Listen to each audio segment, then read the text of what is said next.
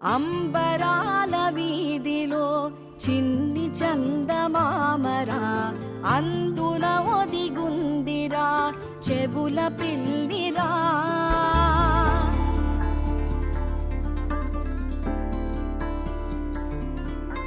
నీడ నీలి దీవిలో నీటి మీద మెరిసెరా, ఆ వెన్నెల కాంతిలో కూర్మముందిరా.